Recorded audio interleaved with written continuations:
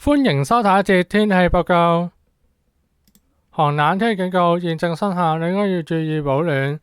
現時溫14.2度，相對濕度76%。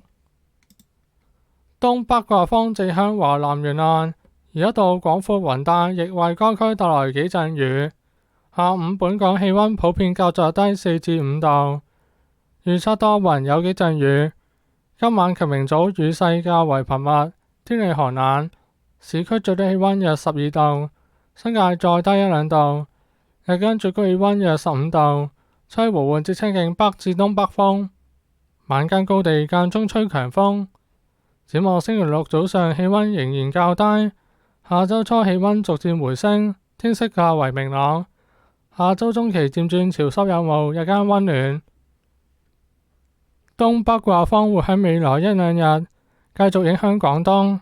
該區天氣寒冷，同時一道廣闊雲帶會為沿岸地區帶來幾陣雨。隨住季候風喺下周初被偏東氣流取代及覆蓋廣東嘅雲帶逐漸轉薄，該區氣溫逐步回升，天色較為明朗。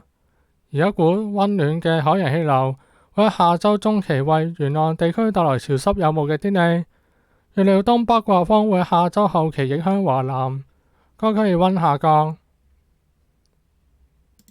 今節嘅天氣報告完畢，多謝收睇，拜拜。